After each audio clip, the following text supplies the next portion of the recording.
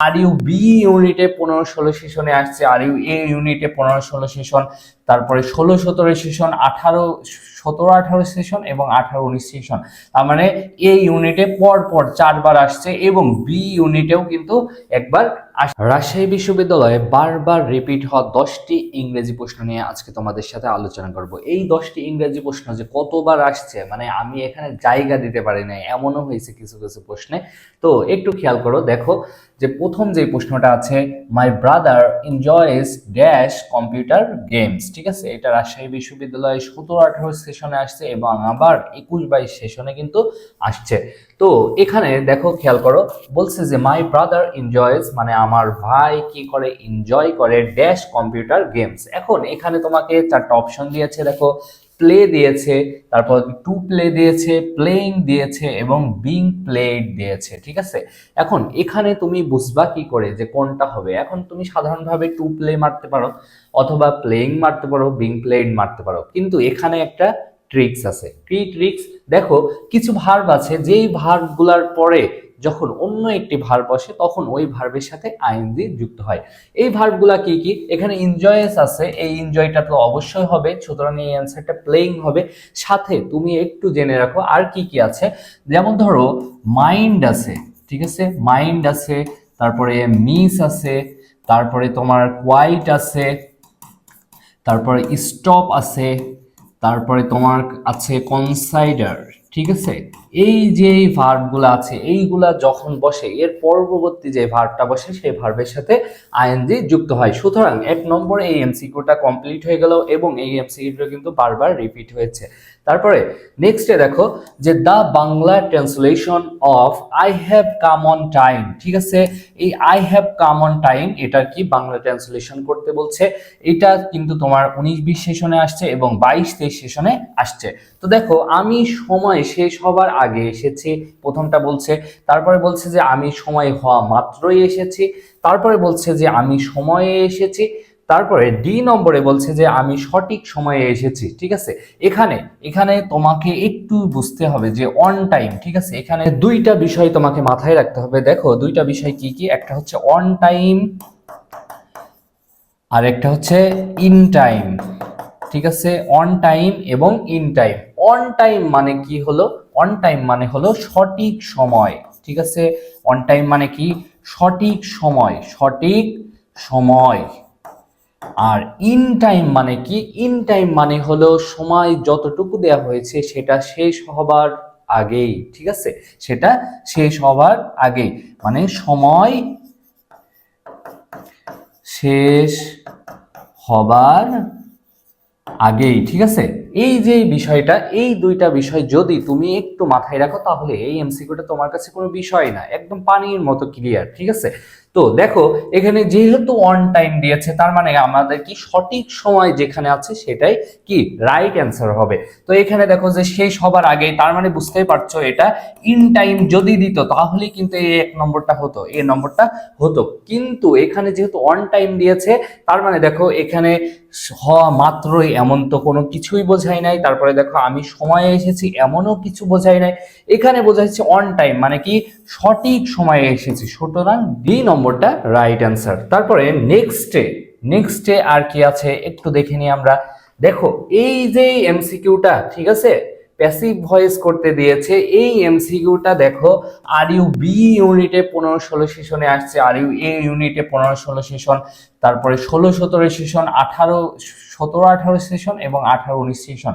তার মানে এই ইউনিটে পর 4বার আসছে এবং বি ইউনিটেও কিন্তু একবার আসছে। এই যে এমসিকিউটা এটা কিন্তু তোমাদের কাছে এখন খুবই সহজ মনে হতে পারে, কারণ অনেক বইয়ে এই এমসিকিউটা দিয়েও দেখা যাচ্ছে শুরু করে। ঠিক আছে, যখন এই হুর নিয়মটা আসে অ্যাক্টিভ থেকে প্যাসিভে, যখনই হুর নিয়মটা আসে তখনই কিন্তু এই যে এমসিকিউটা এটা কিন্তু তোমাদেরকে দিয়ে দেয়। তো যারা জানো তাদের জন্য তো শুভকামনা, এবং যারা জানো না তাদেরকে একটু জানিয়ে দিই। দেখো যখন হু থাকবে অ্যাক্টিভ থেকে প্যাসিভে নেওয়ার সময়, যখন হু থাকবে তখন হু এর পরিবর্তে ব্যবহার হবে হচ্ছে বাই হুম। হু যেখানে থাকবে ওখানে ওইটার পরিবর্তে কি ব্যবহার হবে, বাই হুম ব্যবহার হবে। তারপরে কি হবে, তারপরে অক্সিলারি ভার্ব ব্যবহার হবে, তারপরে অক্সিলারি ভার্ব ব্যবহার হবে, তারপরে কি হবে, তারপরে সাবজেক্ট হবে, সাবজেক্ট হওয়ার পরে তারপরে V3 হবে। V3 কেন হবে, কারণ আমরা একটা জিনিস জানি যে প্যাসিভের ভার্ব সব সময় V3 হয়, এটা একদম মাথায় গেঁথে নাও।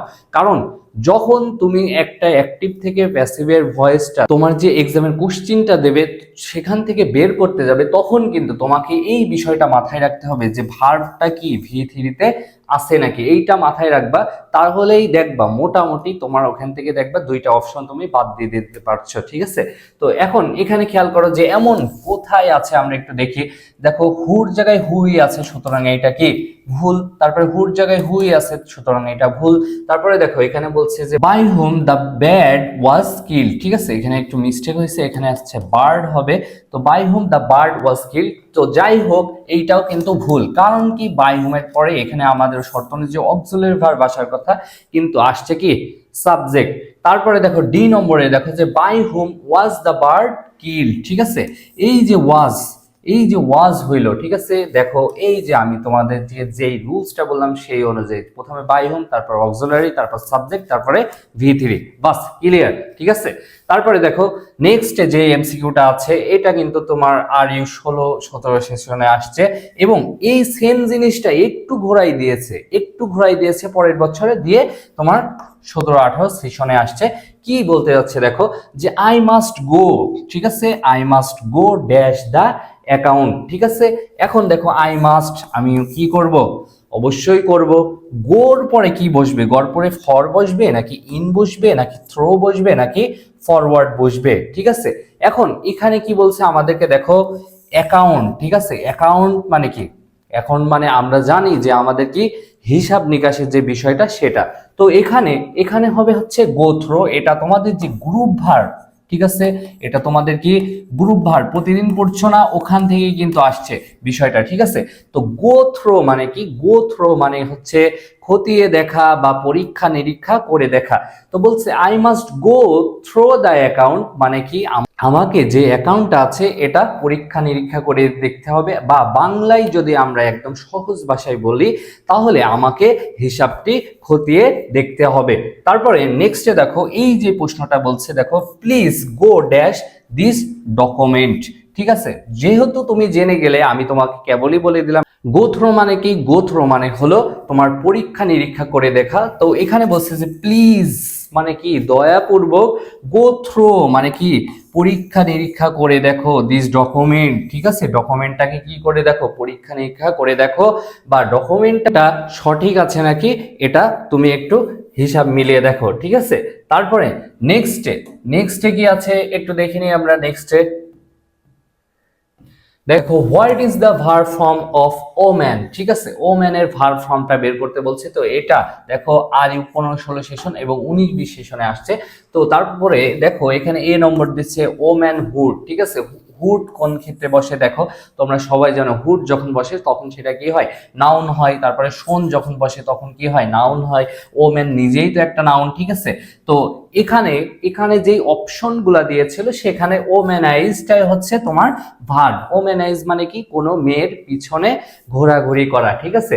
তো তোমাদের ভিতরে যারা ঘোরাঘুরি করে তারা কিন্তু ওম্যানাইজ। তো এই যে ওম্যানের আসলে সঠিক যে ভার্বটা হচ্ছে আছে সেটা হলো হচ্ছে টু ওম্যান, ঠিক আছে।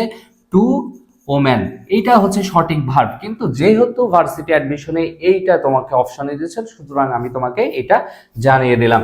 তারপরে দেখো নেক্সটে দেখো there has been a breakthrough in the treatment of dengue, ঠিক আছে। There has been a breakthrough মানে কি হচ্ছে, অগ্রগতি হয়েছে, ইন দ্য ট্রিটমেন্টে কোথায়, ডেঙ্গুর যে ট্রিটমেন্ট সেটাই কি হয়েছে, অগ্রগতি হয়েছে। এখন এখানে আমাদেরকে অর্থ জানার জন্য কোনো কিছু বলে নাই, আমাদেরকে বলছে যে here breakthrough is, breakthrough কি অ্যাডজেক্টিভ নাকি ব্রেক থ্রু ভার্ব নাকি ব্রেক থ্রু নাউন নাকি ব্রেক থ্রুটা অ্যাডভার্ব, ঠিক আছে। এই যে চারটা বিষয় এটা আমাদেরকে বের করতে বলছে। তো এই প্রশ্নটা খুবই ইজি ছিল, দেখো RU 20-21 এবং 13-14 সেশনে আসছে। তো এখানে খুবই ইজি বিষয়টা ছিল, যারা জানো তারা তো জানোই। দেখো আর্টিকেল, ঠিক আছে, আর্টিকেল প্লাস তারপরে যদি ওয়ার্ড থাকে তারপরে কি থাকে, একটা প্রিপজিশন থাকে, ঠিক আছে, আর্টিকেল প্লাস ওয়ার্ড প্রিপজিশন যদি থাকে তাহলে এর ভিতরে যদি একটা একটা মাত্র ওয়ার্ড থাকে সেটা কি হয়, নাউন হয়। আরো যদি বিশ্লেষণ করি দেখো যে দুইটা যদি ওয়ার্ড থাকে, এমন ধরেন দুইটা ওয়ার্ড আছে তাহলে একটা নাউন হবে একটা অ্যাডজেক্টিভ হবে। যদি তিনটা থাকে তাহলে আবার প্রথমটা অ্যাডভার্ব, তারপরে অ্যাডজেক্টিভ, তারপর এটা নাউন। যদি চারটা থাকে তাহলে নাউন, তার আগেরটা অ্যাডজেক্টিভ, তার আগেরটা অ্যাডভার্ব এবং তার আগেরটাও অ্যাডভার্ব, এমন ভাবে হয়, ঠিক আছে। এটার একটা রুলস আছে পিএডি, তারপরে তোমার চারটা ওয়ার্ড যদি থাকে কি কি হবে সেটা, তারপরে লাস্টে আছে পিভিসি, ঠিক আছে। এইগুলা আমরা কিন্তু আমাদের যে পেইড ব্যাচ আছে সেখানে শেখাই। যাই হোক, এইটা একদম ফ্রি ক্লাস তোমাদের জন্য, ঠিক আছে। তো তোমরা যেন রাজশাহী বিশ্ববিদ্যালয়ে একটা প্রশ্ন মিস না করো, সেজন্যই কিন্তু আমাদের এই প্রচেষ্টা। রাত জেগে জেগে কিন্তু আমরা প্রশ্ন অ্যানালিসিস করে করে এই বিষয়গুলা বের করি, যেন সহজেই তোমাদের কাছে সকালবেলা উপস্থাপন করতে পারি। এবং তোমাদের যদি এখান থেকে কোনো প্রশ্ন আবার রিপিট করে, কোনো ভাবনা চিন্তা ছাড়াই তোমরা যেন অ্যান্সারটা করে আসতে পারো। তারপরে দেখো, if you had studied harder, ঠিক আছে, যদি তুমি কি করো, খুবই কঠোরভাবে কি পরিশ্রম করো বা পড়াশোনা করো, তুমি কঠোরভাবে পড়াশোনা করো, you dash in the admission test, ঠিক আছে। এখন এখানে সহজ ভাষায় যখন দেখবা যে ইফ আছে, তার মানে বুঝবা যে এটার সাথে কিন্তু একটা কন্ডিশনালের বিষয় আছে। এখন কন্ডিশনালটা আমরা চিনবো কি করে, দেখো প্রথমে সাবজেক্ট আছে, তারপরে হ্যাড আছে, তারপরে কি আছে, V3 আছে। সুতরাং এটা কোন টেন্সে আছে, এটা কিন্তু পাস্ট পারফেক্ট, ঠিক আছে, পাস্ট পারফেক্ট টেন্স আছে। যারা তোমরা টেন্সের স্ট্রাকচার জানো তারা কিন্তু এটা অবশ্যই বুঝে গেছো। আর যারা এতদিন কন্ডিশনাল শিখে ফেলেছো, কারণ পরীক্ষার কিন্তু আর মাত্র কয়েকটা দিন বাকি, এতদিনে কন্ডিশনালটা শেখা উচিত। কারণ ঢাকা বিশ্ববিদ্যালয়ে কিন্তু কন্ডিশনাল থেকে 15 মার্কের ভিতরে 2 মার্ক, ঠিক আছে। তার মানে কন্ডিশনটা কতটা গুরুত্বপূর্ণ একটু ভেবে দেখো। তো তারপরে দেখো যে পাস্ট পারফেক্টের পরে যেই তোমার সেন্টেন্সটা হবে সেটা প্রথমে সাবজেক্ট বসবে, তারপরে কি বসবে, উড হ্যাভ, তারপরে এমন ভাবে could have, should have, might have, এমন ভাবে বসতে পারে। তারপরে ভার্বটা কি হবে, ভার্বটা কিন্তু V3 হবে। তো এখানে আমরা দেখো খেয়াল করে দেখি যে এমন ধরনের কোন অপশনটা আছে। দেখো এ নম্বরে আছে, দেখো উড পাস, তার মানে কি হচ্ছে, হচ্ছে হচ্ছে কিন্তু না, কারণ আমাদের কি লাগবে, উড হ্যাভ লাগবে।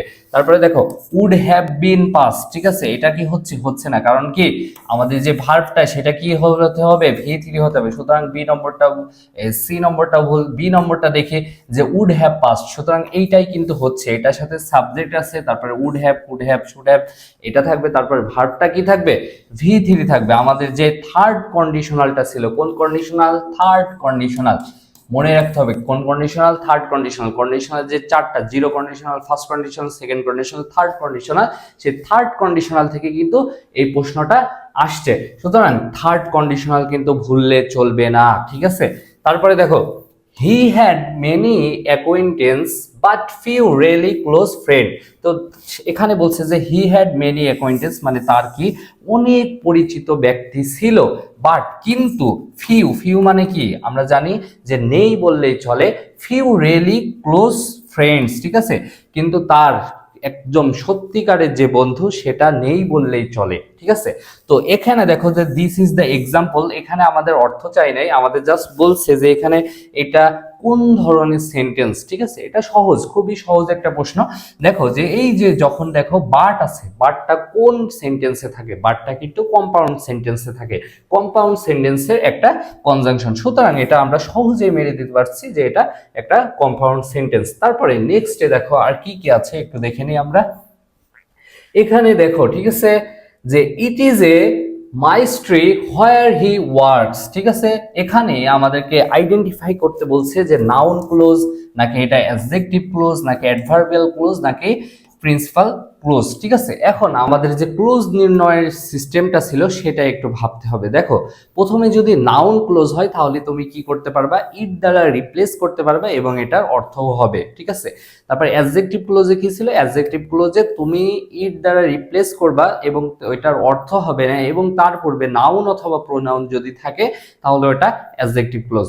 আর অ্যাডভার্বিয়াল ক্লোজ কি, অ্যাডভার্বিয়াল ক্লোজ যখন তুমি ইট দ্বারা রিপ্লেস করার পর অর্থও পাবে না এবং পূর্বে নাউন অথবা প্রোনাউনও পারবা না, সেটাই তোমার অ্যাডভার্বিয়াল ক্লোজ। এখানে কিছু ব্যতিক্রম নিয়ম আছে, যেমন দেখো সো দ্যাট আছে, বিকজ আছে, তারপরে ইফ আছে, এই যে কনজাংশন গুলো আছে এইগুলো দ্বারা যখন তোমার যেই আন্ডারলাইন ওয়ার্ডটা এটা যখন যুক্ত থাকবে তখন সেটা তুমি না দেখেই কিন্তু এটা অ্যাডভার্বিয়াল ক্লোজ দিয়ে দিতে পারো, তখন আর এই ইট টিট বসানোর কোনো নিয়ম কিন্তু কার্যকর হবে না।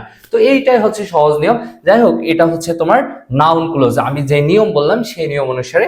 তারপরে দেখো যে would you please slow down a bit, I can not dash you. ঠিক আছে, এখানে এটা রাজশাহী বিশ্ববিদ্যালয়ের 13-14 সেশন এবং 16-17 সেশনে আসছিল। ঠিক আছে, এটা মূলত একটা গ্রুপ ভার্বের নিয়ম। ঠিক আছে, এটা নিয়ে এত ভাবার দরকার নেই, যে একটা গ্রুপ ভার্বের নিয়ম। গ্রুপ ভার্ব যে ভালো পারে সে কিন্তু এই অ্যান্সারটা খুব সহজেই করে আসতে পারবে। তো দেখো would you please slow down, তুমি কি কি করতে পারো, একটু থামতে পারো। ঠিক আছে, স্লো ডাউন এ বিট, একটু সময় থামতে পারো। আই ক্যান নট, আমি পারি না, ড্যাশ ইউ। ঠিক আছে, এখন দেখো এখানে যে অর্থগুলো আছে, দেখো কিপ আপ উইথ, ঠিক আছে, তাল মিলিয়ে চলা। কিপ আপ উইথ মানে কি, তাল মিলিয়ে চলা, তাল মিলিয়ে চলা। মেকআপ, মেকআপ মানে তোমরা সবাই জানো, তোমাদের গার্লফ্রেন্ড বয়ফ্রেন্ডের ভিতরে যখন কি হয়, কোনো ঝামেলা হয়, তখন কিন্তু তোমাদের যে ফ্রেন্ড আছে তখন যে মেকআপ করে নে, মেকআপ করে নে বিষয়টা। ঠিক আছে, তো এই মেকআপ মানে কি, কোনো কিছু মেনে নেওয়া, ঠিক আছে, ক্ষমা করা, এই ধরনের যে অর্থগুলো সেটা কিন্তু মেকআপকে দেয়। তারপর পুট আপ, পুট আপ মানে, পুট আপ উইথ মানে হচ্ছে সহ্য করা। ঠিক আছে, পুট আপ উইথ মানে সহ্য করা। তারপরে কি হোল্ড অন, হোল্ড অন মানে কি আঁকড়ে ধরা বা ধরে রাখা। ঠিক আছে, আঁকড়ে ধরা বা ধরে রাখা।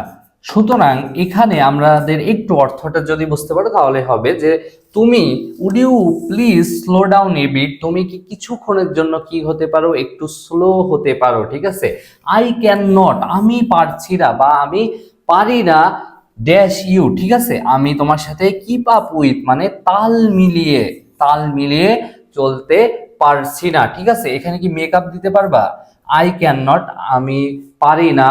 তারপরে এখানে দেখাচ্ছে মেকআপ মানে মানিয়ে নিতে, ইউ তোমাকে মানিয়ে নিতে, এমন ধরনের কি অর্থ হবে, হবে না তো। তারপর দেখো পুট আপ মানে I can not put up with you মানে আমি পারি না সহ্য করতেই তোমাকে।